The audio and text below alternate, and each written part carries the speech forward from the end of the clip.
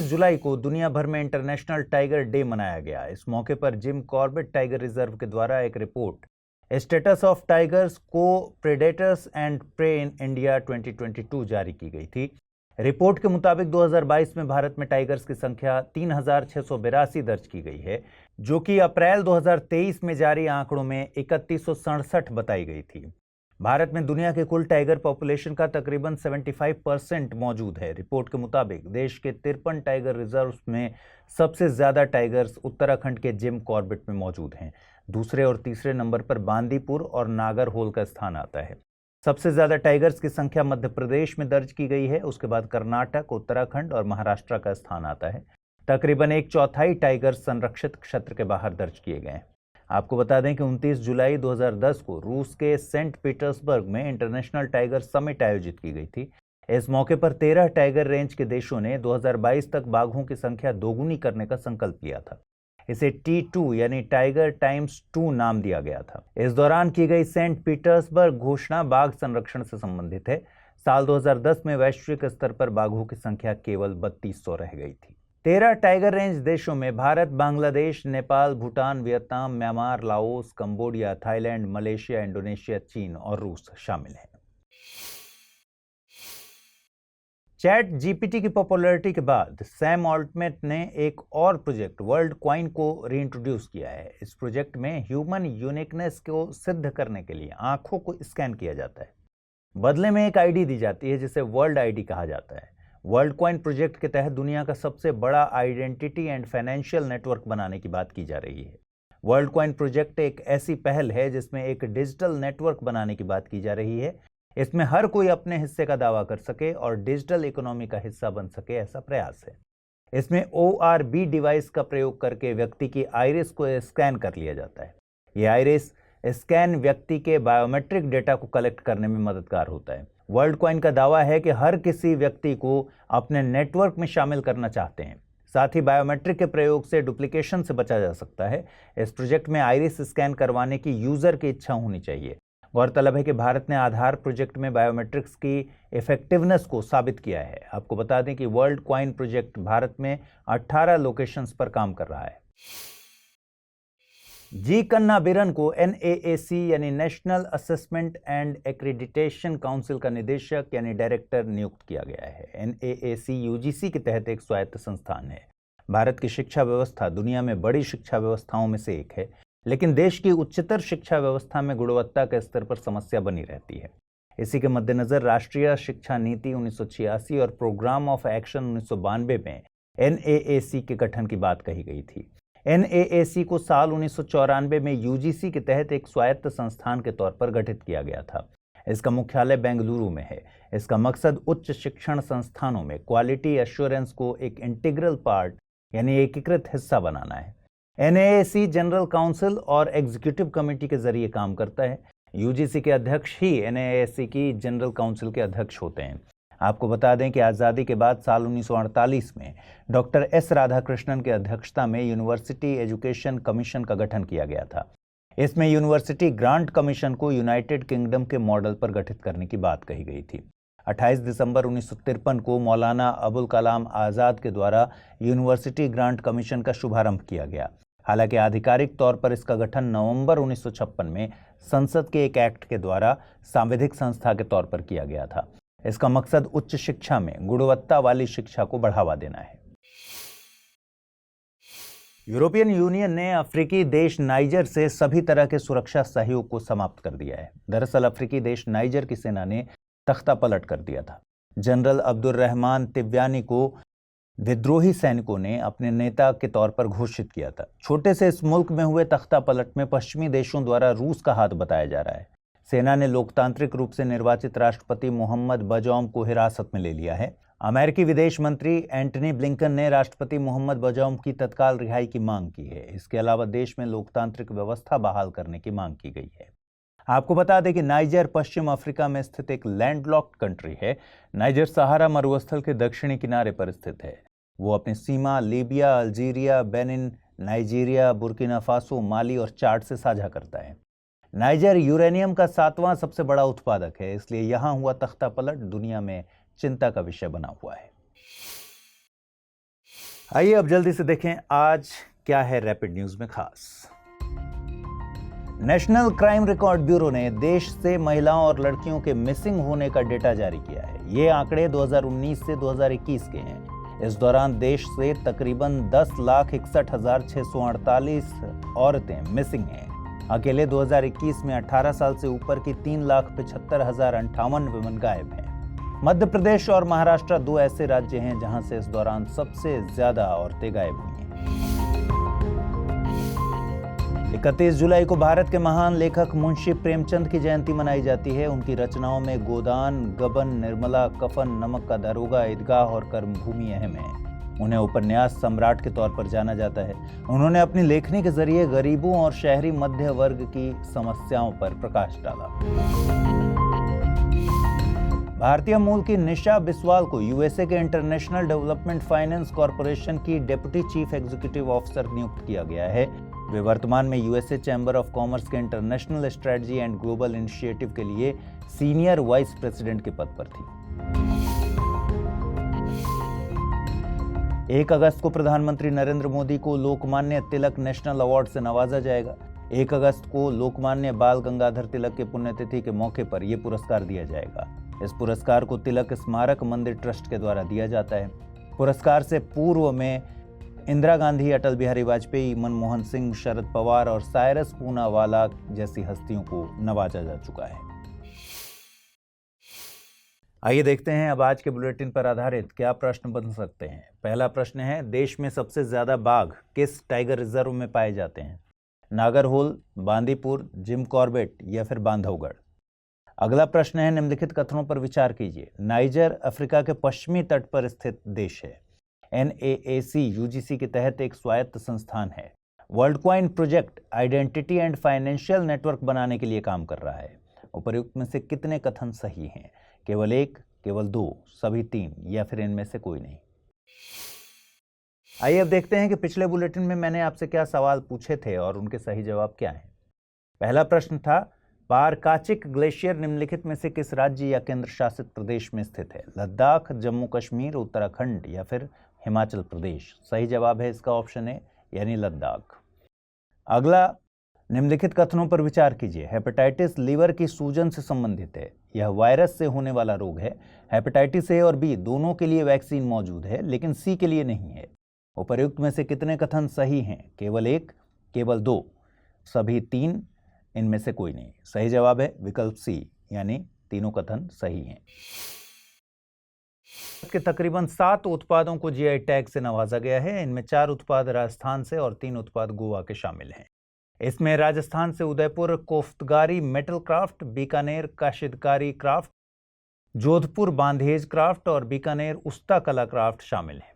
वहीं गोवा का मनकुराडाम और गोवा बेबिनका शामिल है। इसके अलावा उत्तर प्रदेश के जालेसर धातु शिल्प को जीआई टैग से नवाजा गया है।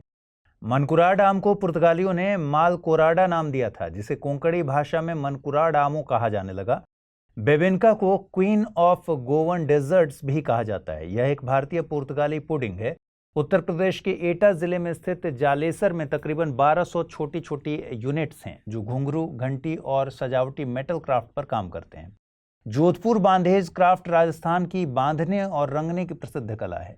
इस कला में मलमल और रेशम के कपड़े का इस्तेमाल किया जाता है। कॉटन का इस्तेमाल फैब्रिक को बांधने के लिए किया जाता है।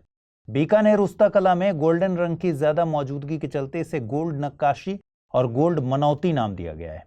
ऊंट की खाल पर इस कला को दापगर समुदाय के द्वारा तैयार किया जाता है।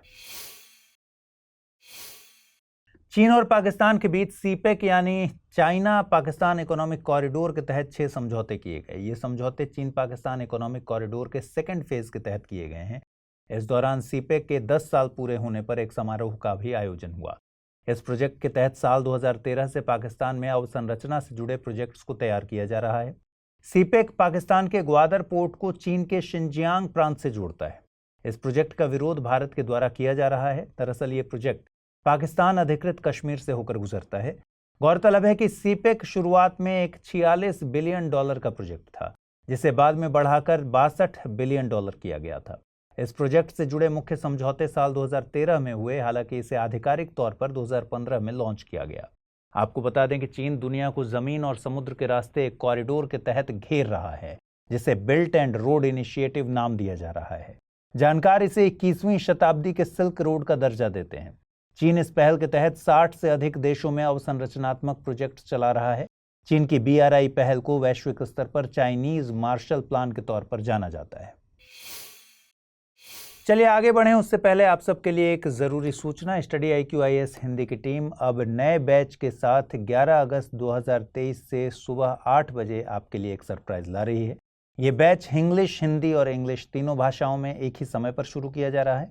कोर्स की सबसे बड़ी खासियत है, प्रीलिम्स क्लियर करने वाले स्टूडेंट्स के लिए स्टडी IQ की तरफ से निःशुल्क आवासीय सुविधा उपलब्ध कराई जाएगी और आपके मेंस की पूरी तैयारी कराई जाएगी। इंटरव्यू के लिए भी आपको डेफ का 1-to-1 एनालिसिस किया जाएगा, साथ ही बहुत सारे और फीचर्स शामिल हैं।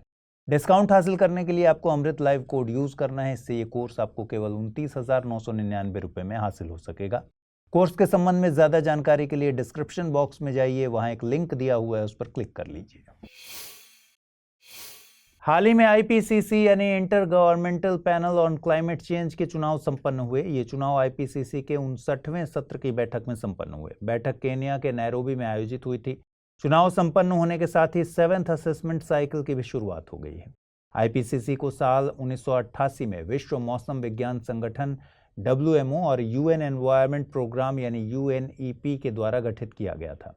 IPCC असेसमेंट रिपोर्ट्स जारी करता है। ये असेसमेंट रिपोर्ट्स जलवायु परिवर्तन की ऑथेंटिक जानकारी मुहैया कराने के लिए मशहूर हैं। IPCC ने अभी तक 6 असेसमेंट रिपोर्ट्स जारी की हैं।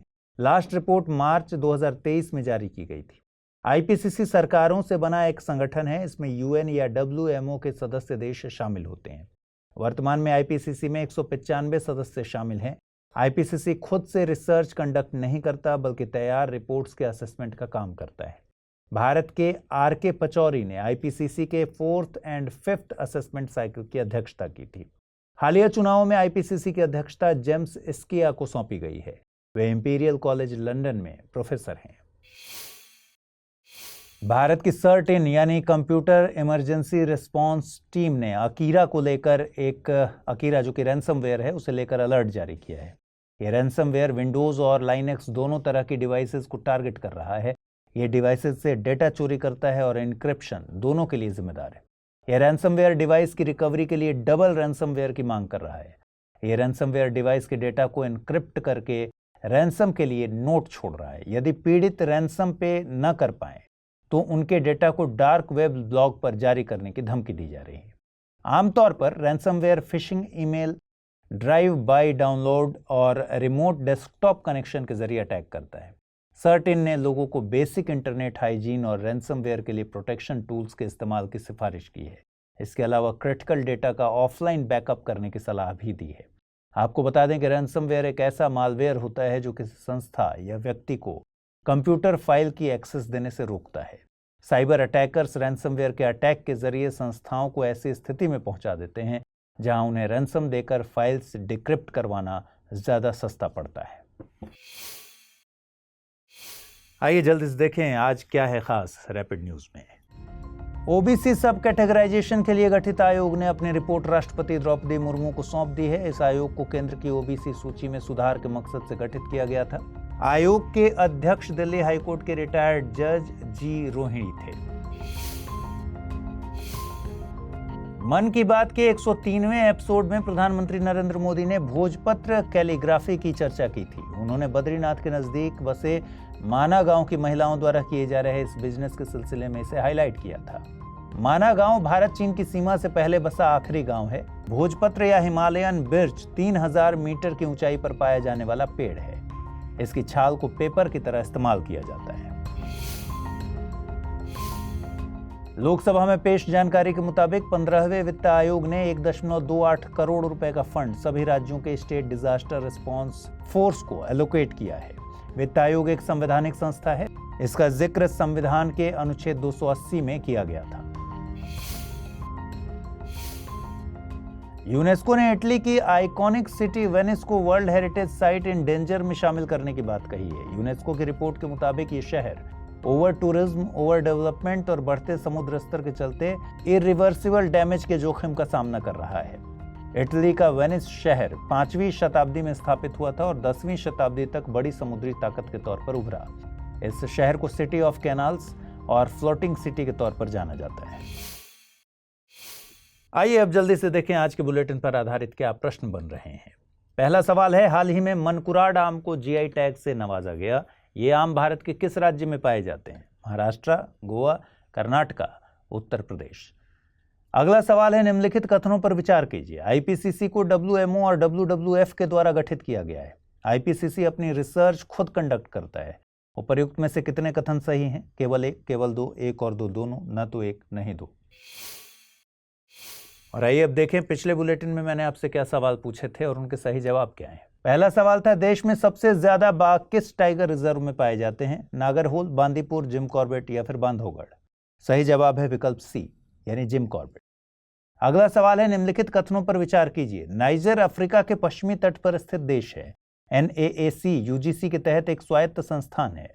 World coin project identity and financial network बनाने के लिए काम कर रहा है। उपर्युक्त में से कितने कथन सही हैं? केवल एक, केवल दो, सभी तीन, इनमें से कोई नहीं। सही जवाब है विकल्प बी, यानी दो ही कथन सही हैं। नाइजर एक लैंडलॉक्ड देश है।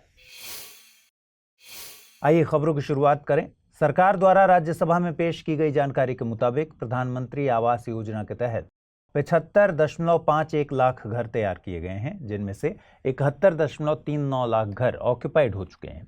प्रधानमंत्री आवास योजना शहरी भारत सरकार की एक फ्लैगशिप स्कीम है। इस योजना को आवासन एवं शहरी कार्य मंत्रालय के द्वारा लागू किया जा रहा है। योजना को 25 जून 2015 को लॉन्च किया गया था। योजना के तहत साल 2022 तक सभी एलिजिबल शहरी परिवारों को पक्का घर मुहैया कराना था। अगस्त 2022 में यूनियन कैबिनेट ने इस योजना को 31 दिसंबर 2024 तक बढ़ाने की मंजूरी दी है।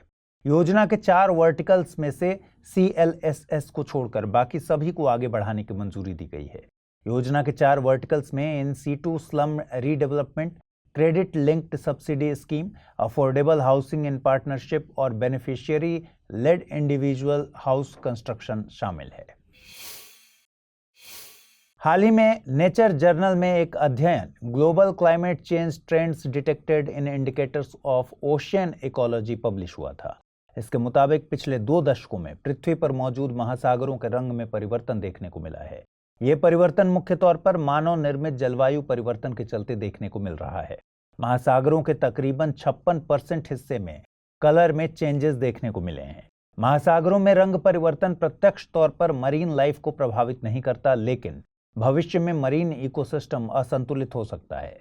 गौरतलब है कि दुनिया के अधिकांश हिस्सों में महासागरों का रंग ब्लू या फिर नेवी ब्लू दिखाई देता है। इसके पीछे absorption and scattering of light का सिद्धांत काम करता है। सूर्य का प्रकाश जब गहरे और साफ पानी पर पड़ता है तो लंबी वेवलेंथ वाले प्रकाश जैसे कि लाल, पीला और हरे रंग को जल की बूंदों द्वारा अवशोषित कर लिया जाता है। वहीं छोटी वेवलेंथ वाले प्रकाश मसलन नीला और बैंगनी को वापस रिफ्लेक्ट कर दिया जाता है। रिपोर्ट की माने तो रंग परिवर्तन उन हिस्सों में ज्यादा देखने को मिला है जहां पर ओशन स्ट्रैटिफिकेशन यानी महासागर स्तरीकरण होता है। जलवायु परिवर्तन के चलते ओशन स्ट्रैटिफिकेशन की घटना को बढ़ावा मिला है। ओशन स्ट्रैटिफिकेशन प्राकृतिक तौर पर होने वाली घटना है। इसमें घनत्व के आधार पर समुद्र का पानी क्षैतिज तौर पर बंट जाता है। इसमें भारी, ठंडे, नमकीन और पोषण युक्त पानी के ऊपर हल्के, गर्म, कम नमकीन और पोषण रहित पानी की एक लेयर बन जाती है। आगे बढ़ें उसके पहले आप सबके लिए जरूरी सूचना, स्टडी IQ IAS हिंदी की टीम P2I यानी प्रीलिम्स टू इंटरव्यू बैच लेकर आई है। नए बैच की शुरुआत 11 अगस्त 2023 से सुबह 8 बजे हो रही है। बैच इंग्लिश में, हिंदी में और इंग्लिश में तीनों भाषाओं में एक ही समय पर शुरू किया जा रहा है। कोर्स की सबसे बड़ी खासियत है प्रीलिम्स क्लियर करने वाले स्टूडेंट्स के लिए स्टडी IQ की तरफ से निःशुल्क आवासीय सुविधा उपलब्ध कराना। इस दौरान आपके मेंस की पूरी तैयारी कराई जाएगी। साथ ही इंटरव्यू के डेफ का 1-to-1 एनालिसिस किया जाएगा। कोर्स में डिस्काउंट हासिल करने के लिए आपको अमृत लाइव कोड यूज करना है। इससे ये कोर्स आपको केवल 29,999 रुपये में हासिल होगा। कोर्स के संबंध में और ज्यादा जानकारी के लिए डिस्क्रिप्शन बॉक्स में दिए गए लिंक पर क्लिक कर सकते हैं। हाल ही में यूनेस्को की विरासत समिति ने ऑस्ट्रेलिया के ग्रेट बैरियर रीफ को खतरे में होने की सूची में सूचीबद्ध करने से रोक दिया है। साथ ही यूनेस्को ने चेतावनी भी दी है कि दुनिया का सबसे बड़ा प्रवाल भित्ति पारिस्थितिक तंत्र गंभीर खतरे में है। ग्रेट बैरियर रीफ के भविष्य की बात करें तो वैज्ञानिकों को आशंका है कि साल 2050 तक यह रीफ पूरी तरह से नष्ट हो जाएगी। कुछ समय पहले यूनेस्को के एक पैनल ने अनुशंसा की थी कि ग्रेट बैरियर रीफ को खतरे की सूची में डाला जाना चाहिए। पैनल ने इसका कारण प्रदूषण और महासागरों के गर्म होने से मूंगा विरंजन यानी कोरल ब्लीचिंग की लगातार बढ़ती घटनाओं को बताया था। लेकिन पिछले कुछ समय से ऑस्ट्रेलियाई सरकार ने ग्रेट बैरियर रीफ को संरक्षित करने के लिए कई सराहनीय प्रयास किए हैं, जिसके कारण फिलहाल यूनेस्को की विरासत समिति ने ग्रेट बैरियर रीफ को खतरे की सूची में डाले जाने के निर्णय को टाल दिया है। चलिए अब बात कर लेते हैं ग्रेट बैरियर रीफ की। ग्रेट बैरियर रीफ विश्व का सबसे बड़ा और समृद्ध प्रवाल भित्ति पारिस्थितिकीय तंत्र है। यह ऑस्ट्रेलिया के क्वींसलैंड के उत्तर पूर्व में कोरल सागर में स्थित है। ग्रेट बैरियर रीफ एक तरह की दीवार के आकार की है जो ऑस्ट्रेलिया के उत्तर पूर्वी तट के समानांतर 2300 किलोमीटर लंबी और 60 से 250 किलोमीटर चौड़ी है। यह लगभग 3,44,400 स्क्वायर किलोमीटर के विशाल क्षेत्र में फैली है। यह एक चट्टानी संरचना है जो अरबों छोटे जीवों से बनी और बनाई गई है। इन छोटे जीवों को कोरल पॉलिप्स कहते हैं। ये छोटे जीव समूह में रहते हैं। इसका निचला हिस्सा चूना पत्थर से बना है जिसे कैलिकल्स कहा जाता है। यह काफ़ी कठोर होता है और यह प्रवाल भित्तियों की संरचना का निर्माण करता है। इन प्रवाल पॉलिप्स में सूक्ष्म शैवाल पाए जाते हैं जिन्हें जूजेंथले कहते हैं। 1981 में यूनेस्को ने इसे धरोहर स्थल के रूप में अपनाया था। ग्रेट बैरियर रीफ पारिस्थितिकीय तौर पर असीमित योगदान देती ही है, लेकिन इसका एक मजबूत सामाजिक आर्थिक पक्ष है जिसको नजरअंदाज नहीं करना चाहिए। ग्रेट बैरियर रीफ के पर्यटन और इससे संबद्ध आर्थिक गतिविधियां ऑस्ट्रेलिया की अर्थव्यवस्था में लगभग $4 बिलियन का योगदान देती हैं सालाना। इससे लगभग 64,000 लोगों को प्रत्यक्ष और कई हजार लोगों को अप्रत्यक्ष रूप से रोजगार मिलता है। ऑस्ट्रेलिया की जनसंख्या लगभग 2.57 करोड़ है और जीडीपी लगभग $1.71 ट्रिलियन है। आप ग्रेट बैरियर रीफ की इंपॉर्टेंस को समझने के लिए इस डेटा की तुलना ऑस्ट्रेलिया की जनसंख्या और जीडीपी से कर सकते हैं। हाल ही में ease of doing business index में सुधार लाने और व्यापार करने को बेहतर बनाने के मकसद से जन विश्वास विधेयक संसद में लाया गया था। इसे कुछ दिनों पहले लोकसभा में पारित किया गया था। 2 अगस्त को यह राज्यसभा में भी पारित हो चुका है। इस विधेयक के उद्देश्यों की बात करें तो यह कुछ अपराधों के लिए कारावास या जुर्माने को खत्म करने के लिए 42 कानूनों में 183 प्रावधानों में संशोधन करेगा।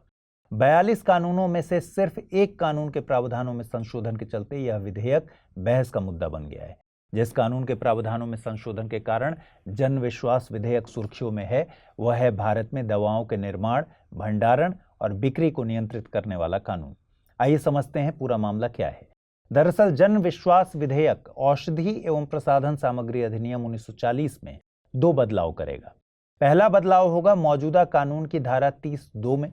जन विश्वास विधेयक में प्रस्तावित संशोधन के अनुसार इस धारा के उल्लंघन करने पर जेल नहीं होगी, अब केवल जुर्माना लिया जाएगा जो कि 5 लाख रुपए से कम का नहीं होगा। इस संशोधन में कोई विवाद नहीं है। विवाद है दूसरे वाले में, यानी दूसरे संशोधन में, जो कि मौजूदा कानून की धारा 32(b)(1) को बदलेगा। धारा 32(b)(1) में बदलाव से धारा 27(d) के तहत अपराधों के कंपाउंडिंग की अनुमति मिल जाएगी। कंपाउंडिंग एक कानूनी प्रावधान है जो किसी कंपनी को आपराधिक कार्यवाही से गुजरने के बजाय जुर्माना भरने की अनुमति देता है। दूसरे शब्दों में समझें तो मौजूदा कानून की धारा 27 में नकली या मिलावटी दवा बनाने जैसे अपराधों के लिए दंड का प्रावधान है। यह दंड 5 साल से लेकर आजीवन कारावास तक हो सकता है। अब इसमें बदलाव कर दिया गया है। अब कोई कंपनी अगर नकली या मिलावटी दवा बनाने के जैसा अपराध करती है तो वो कंपाउंडिंग की प्रक्रिया को चुन सकती है। यह प्रक्रिया ट्रैफिक चालान की तरह है। यदि कंपनियां गलती स्वीकार करती हैं, कमियां सुधारती हैं और जुर्माना भरती हैं तो वे अदालती कार्रवाई से बच सकती हैं। अगर वे गलती या जुर्माना स्वीकार नहीं करती तो अदालती कार्रवाई हमेशा की तरह ही होगी। इस विधेयक के विरोध करने वालों का कहना है कि इस प्रावधान का इस्तेमाल करके कंपनियां घटिया दवाइयां बनाएंगी और इन दवा के सेवन से अगर कोई व्यक्ति मर भी जाता है तो भी कंपनियां जुर्माना देकर बच जाएंगी। हालांकि सरकार का कहना है कि कंपाउंडिंग का प्रावधान उन दवा निर्माताओं के लिए उपलब्ध होगा जिन्हें मामूली गड़बड़ी या गुणवत्ता नियंत्रण उपायों के आरोप में कारावास का सामना करना पड़ता है। या यह केवल उन कंपनियों के लिए उपलब्ध होगा जो सामान्यतः नकली या फिर मिलावटी दवाएं नहीं बनाती हैं, जिनका घटिया दवाएं बनाने का इरादा नहीं है और जो इसके खिलाफ सावधानी बरतती हैं। आइए अब जल्दी से देखें आज के रैपिड न्यूज में क्या है खास। जीएसटी काउंसिल की हालिया संपन्न हुई बैठक में ऑनलाइन गेमिंग, कसिनो और हॉर्स रेसिंग पर 28% कर आरोपित करने की बात कही गई है। कर की ये दरें 1 अक्टूबर 2023 से लागू करने की बात की जा रही है। सऊदी अरब रूस यूक्रेन के बीच शांति वार्ता के लिए 5 से 6 अगस्त के बीच एक पीस फोरम की मेजबानी करने वाला है। इस बैठक में Chile, Egypt, European Union, USA और यूके समेत 30 के करीब देश आमंत्रित हैं। खबरों के मुताबिक इसमें रूस को न्योता नहीं दिया गया है। यह फोरम सऊदी के शहर जेद्दा में आयोजित की जाएगी। हाल ही में टाइफून खानून ने जापान और ताइवान के कई हिस्सों को प्रभावित किया है। टाइफून एक ट्रॉपिकल साइक्लोन ही है। जब ट्रॉपिकल साइक्लोन में हवा की स्पीड 74 मील प्रति घंटे से ज्यादा पहुंच जाती है तो इसे हरिकेन और टाइफून जैसे नाम दिए जाते हैं। उत्तरी अटलांटिक, उत्तरी मध्य प्रशांत महासागर और उत्तर पूर्वी प्रशांत महासागर में इसे हरिकेन कहते हैं। इसी तरह के सेम डिस्टर्बेंस को उत्तर पश्चिमी प्रशांत महासागर में टाइफून कहा जाता है। केंद्र सरकार ने लैपटॉप, टैबलेट और पर्सनल कंप्यूटर के आयात पर तत्काल प्रभाव से प्रतिबंध लगा दिया है। हालांकि एक लैपटॉप, टैबलेट और पर्सनल कंप्यूटर के आयात को छूट दी गई है। इसके अलावा रिसर्च एंड डेवलपमेंट के लिए एक कंसाइनमेंट में 20 आइटम्स की छूट दी गई है। आइए जल्दी से देखें बुलेटिन पर आधारित क्या प्रश्न बन सकते हैं। पहला प्रश्न है, प्रधानमंत्री आवास योजना को किस मंत्रालय के द्वारा लागू किया जाता है? गृह मंत्रालय, आवासन एवं शहरी कार्य मंत्रालय, सांख्यिकी मंत्रालय या फिर कौशल विकास और उद्यमशीलता मंत्रालय। अगला सवाल है, निम्नलिखित कथनों पर विचार कीजिए। ग्रेट बैरियर रीफ विश्व का सबसे बड़ा और समृद्ध प्रवाल भित्ति पारिस्थितिकी तंत्र है या ऑस्ट्रेलिया के क्वींसलैंड के उत्तर पूर्व में स्थित है। ग्रेट बैरियर रीफ को यूनेस्को विश्व विरासत स्थल का दर्जा हासिल है। उपर्युक्त में से कितने कथन सही हैं? केवल 1, केवल 2, सभी 3 या फिर इनमें से कोई नहीं। आइए देखें पिछले बुलेटिन में मैंने आपसे क्या सवाल पूछे थे और उनके सही जवाब क्या हैं। पहला सवाल था, हाल ही में मनकुराड आम को जीआई टैग से नवाजा गया है। ये आम भारत के किस राज्य में पाए जाते हैं? महाराष्ट्र, गोवा, कर्नाटक या फिर उत्तर प्रदेश? सही जवाब है इसका ऑप्शन बी यानी गोवा। अगला सवाल मैंने पूछा था, निम्नलिखित कथनों पर विचार कीजिए। आईपीसीसी को डब्ल्यूएमओ और डब्ल्यूडब्ल्यूएफ के द्वारा गठित किया गया है। आईपीसीसी अपनी रिसर्च खुद कंडक्ट करता है। उपर्युक्त में से कितने कथन सही हैं? केवल 1, केवल 2, 1 और 2, दोनों, न तो 1 नहीं 2। सही जवाब है विकल्प डी यानी दोनों कथन गलत हैं। आईपीसीसी को डब्ल्यूएमओ और यूएनईपी के द्वारा गठित किया गया है। आईपीसीसी अपनी रिसर्च खुद कंडक्ट नहीं करता। एनपीटी यानी treaty on the non proliferation of nuclear weapons की रिव्यू कॉन्फ्रेंस 2026 में आयोजित होनी है। इससे पहले preparatory committee for the 2026 review conference of the parties के 3 सेशन आयोजित करने का प्लान है। इसका पहला सेशन 31 जुलाई से 11 अगस्त के बीच वियना में आयोजित किया जा रहा है। एनपीटी यानी परमाणु अप्रसार संधि पर 1968 में हस्ताक्षर शुरू किए गए थे, जबकि 1970 से यह संधि प्रभावी है। 5 नाभिकीय हथियार संपन्न देशों समेत 191 देश इस संधि में शामिल हैं। संधि का मकसद परमाणु हथियारों के प्रसार को रोकना, निरस्त्रीकरण को प्रोत्साहित करना तथा परमाणु तकनीक के शांतिपूर्ण उपयोग के अधिकार को सुनिश्चित करना है। एनपीटी शांतिपूर्ण उद्देश्यों के लिए नाभिकीय शक्ति के प्रयोग का समर्थन करती है। भारत ने अब तक एनपीटी पर हस्ताक्षर नहीं किए हैं। दरअसल भारत एनपीटी को भेदभावपूर्ण मानता है। इसके प्रावधान केवल 5 देशों चीन, फ्रांस, रूस, यूके और यूएसए को ही परमाणु हथियार संपन्न मानते हैं, लेकिन अन्य देश जो परमाणु शक्ति संपन्न नहीं हैं, हस्ताक्षर करने के बाद उन्हें यह अधिकार नहीं है कि वे परमाणु शक्ति हासिल कर सकें। इस तरह भारत पहले से परमाणु शक्ति संपन्न देश और गैर परमाणु शक्ति संपन्न देशों के बीच किए जाने वाले भेदभाव का विरोध करता है। परमाणु अप्रसार संधि के उद्देश्यों को पूरा करने के लिए आईएईए यानी अंतर्राष्ट्रीय परमाणु ऊर्जा एजेंसी को जिम्मेदारी दी गई है। आईएईए का गठन 1957 में हुआ था। इसका मुख्यालय ऑस्ट्रिया के वियना में है। इसका मुख्य कार्य विश्व में परमाणु ऊर्जा का शांतिपूर्ण उपयोग सुनिश्चित करना है। यह संयुक्त राष्ट्र का अंग नहीं है, लेकिन सुरक्षा परिषद और संयुक्त राष्ट्र महासभा को यह अपनी रिपोर्ट सौंपता है। गृह मंत्रालय ने वीजा की एक नई कैटेगरी इंट्रोड्यूस की है, जिसे आयुष वीजा नाम दिया गया है। ये वीजा उन विदेशी नागरिकों के लिए जारी किया जाएगा जो भारत में आयुष प्रणाली के तहत मेडिकल ट्रीटमेंट चाहते हैं। ये पहल भारत में मेडिकल ट्रैवल को बढ़ावा देगी, साथ ही इंडियन ट्रेडिशनल मेडिसिन को वैश्विक पहचान दिलाने में भी मददगार साबित होगी। आपको बता दें कि भारत में प्रचलित आयुष प्रणाली में आयुर्वेद, योग, नेचुरोपैथी, यूनानी, सिद्धा और होम्योपैथी शामिल हैं। आयुर्वेद भारत में मेडिसिन के लिए प्रचलित परंपरागत व्यवस्था है। आयुर्वेद से मतलब है जीवन का ज्ञान। आयुर्वेद संस्कृत के दो शब्दों से मिलकर बना है। आयु से मतलब है जीवन और वेद से मतलब है ज्ञान। योगा शब्द संस्कृत के युज शब्द से बना है। इसका अर्थ है जोड़ना। योग में व्यक्ति का खुद की कॉन्शियसनेस यानी चेतना से मिलन होता है।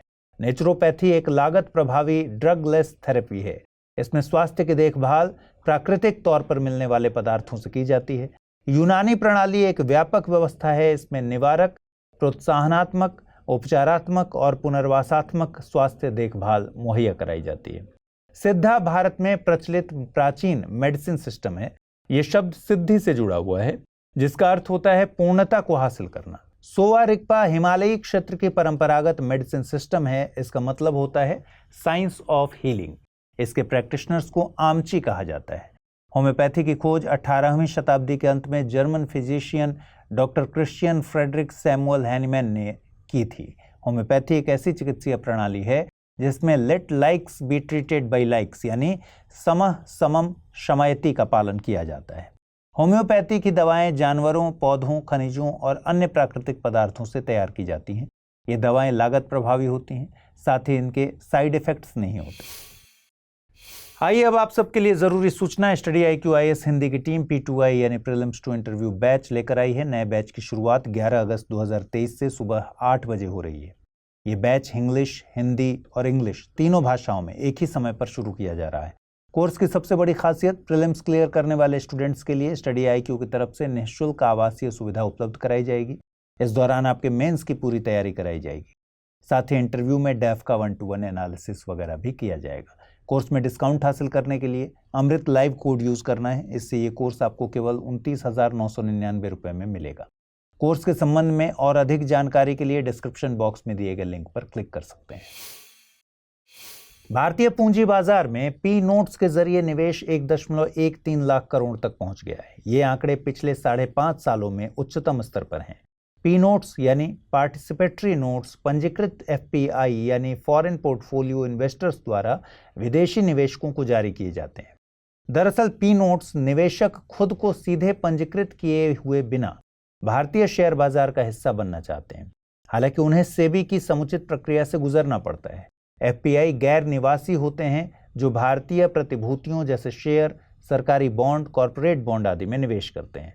सेबी विदेशी पोर्टफोलियो निवेशक विनियम 2019 FPI को रेगुलेट करता है। गौरतलब है कि FPI विदेशी प्रत्यक्ष निवेश यानी FDI से अलग होता है। इसमें निवेशकों को किसी कंपनी की संपत्ति का प्रत्यक्ष स्वामित्व नहीं मिलता। सरकार द्वारा राज्यसभा में पेश की गई जानकारी के मुताबिक 2019 से 2021 के बीच OSA यानी ऑफिशियल सीक्रेट्स एक्ट 1923 के तहत 136 लोगों को गिरफ्तार किया गया है। OSA 1923 में ब्रिटिश सरकार द्वारा लागू किया गया एक औपनिवेशिक कानून है। इसे लॉर्ड कर्जन के काल में इंडियन ऑफिशियल सीक्रेट्स एक्ट 1904 के नाम से लागू किया गया था। OSA 1923 ने इसी एक्ट को रिप्लेस किया था। साथ ही OSA 1923 को देश के प्रशासन के सीक्रेसी से जुड़े सभी मामलों पर लागू किया गया। यह एक्ट देश में लागू सूचना के अधिकार के साथ क्लैश करता है। दरअसल OSA में सीक्रेट को परिभाषित नहीं किया गया है। ऐसे में जब RTI के तहत कोई जानकारी मांगी जाती है तो उसे सीक्रेट बताकर देने से इनकार किया जा सकता है। दूसरे प्रशासनिक सुधार आयोग यानी सेकंड ARC के द्वारा इसे खत्म करने की सिफारिश की गई थी, जिसे अभी तक लागू नहीं किया जा सका है।